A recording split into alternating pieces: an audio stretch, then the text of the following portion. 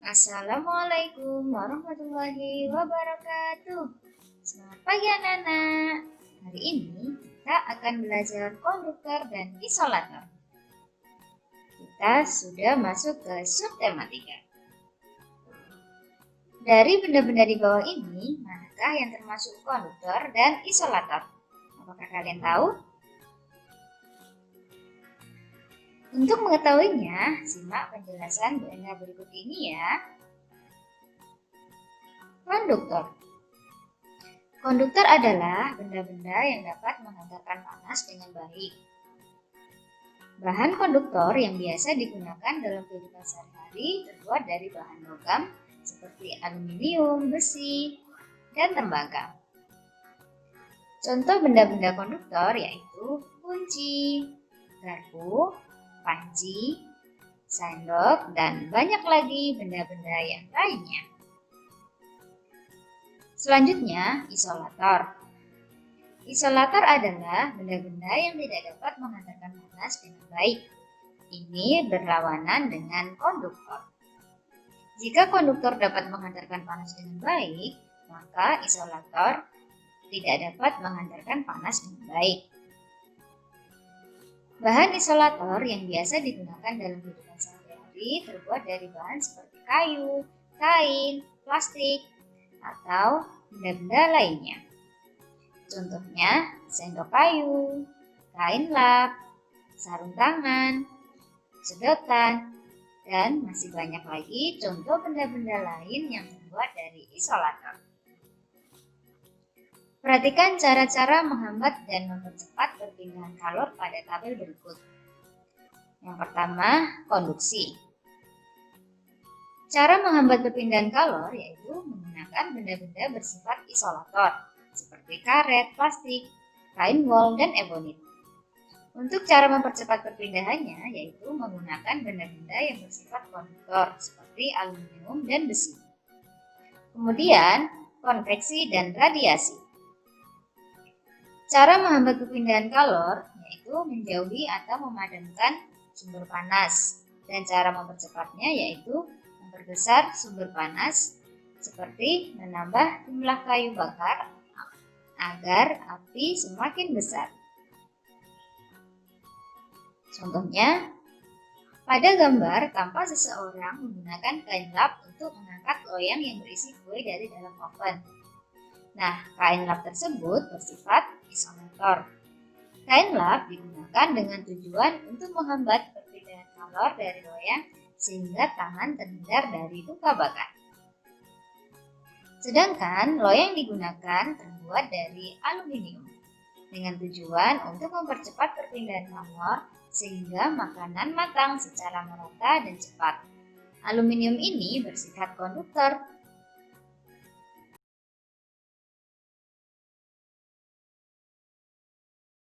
Cara meringkas teks eksplanasi.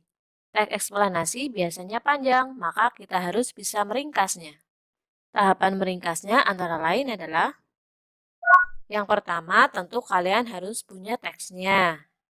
Setelah kalian punya teks, kalian baca teks dengan teliti dan juga berulang sampai kalian memahami isinya.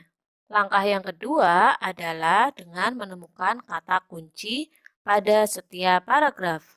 Temukan kata kunci pada paragraf yang pertama yang berisi pernyataan umum, dan juga temukan lagi pada paragraf kedua, yakni berupa penjelasan atau sebab akibat, serta temukan juga di paragraf ketiga yang berisi interpretasi dari bacaan tersebut. Setelah kalian menemukan kata kuncinya, maka rangkailah kata kunci setiap paragraf tersebut. Kalian juga temukan kalimat utamanya dan tentukan gagasan utama atau ide pokok. Setelah itu, rangkai sendiri ringkasan dari bacaan tersebut. Meringkas itu adalah menulis hal-hal yang penting yang kita rangkai menggunakan bahasa kita sendiri. Nah, pada muatan pelajaran SPTP kali ini, kita akan belajar untuk memahami gambar cerita. Ada pengertian gambar cerita, kemudian alat dan bahan, dan teknik membuat gambar cerita.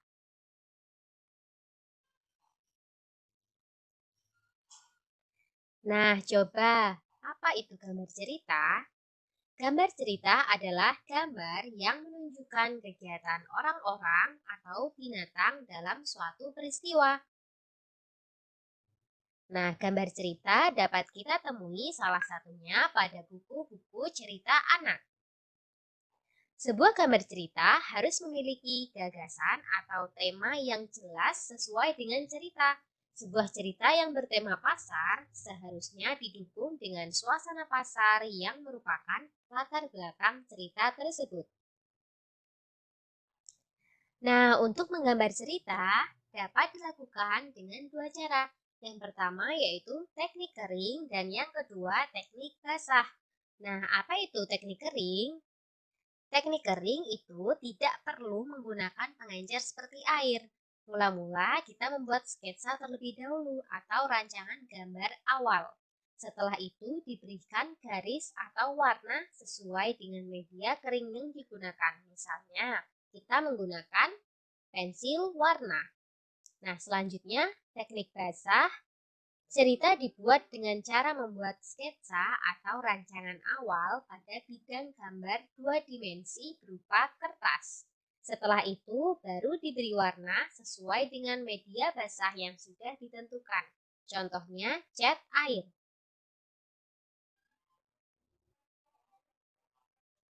Yang pertama, mari kita pelajari alat dan bahan yang digunakan dalam teknik kering.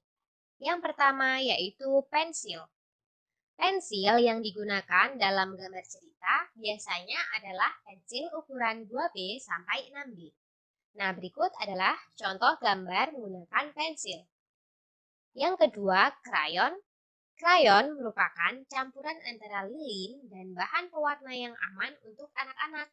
Krayon digunakan untuk menggambar cerita yang memerlukan variasi warna. Yang ketiga yaitu spidol. Pulpen atau spidol juga digunakan untuk menggambar cerita dengan karakter yang tegas pada garis-garis. Contoh gambarnya adalah berikut. Yang kedua yaitu teknik basah. Teknik basah memerlukan berbagai alat dan bahan seperti cat air, cat poster, tinta bak atau tinta Cina, berbagai jenis kuas, dan palet cat air. Nah, berikut adalah contoh gambar cerita yang dibuat dengan menggunakan teknik basah. Gambar yang disajikan dapat berupa cerita yang digambar pada media kering maupun basah. Yang pertama yaitu media kering. Media kering dapat kita temui pada teknik arsir dan juga teknik blok. Pada teknik arsir dibuat dengan menorehkan pensil, spidol atau alat lain berupa garis-garis berulang yang menimbulkan kesan gelap terang dan kesan adanya dimensi. Selanjutnya yang kedua teknik blok. Teknik blok adalah teknik menutup gambar dengan menggunakan satu warna sehingga menimbulkan kesan siluet atau blok. Media yang kedua yaitu media basah. Media basah dapat kita temui pada teknik sapuan. Sedangkan cara penggunaan media basah biasanya memerlukan kuas untuk mengaplikasikan cat, baik cat air maupun cat poster. Teknik sapuan basah menggunakan bahan dengan campuran air di atas kertas. Sekian pembelajaran pada kali ini, semoga bermanfaat. Wassalamualaikum warahmatullahi wabarakatuh.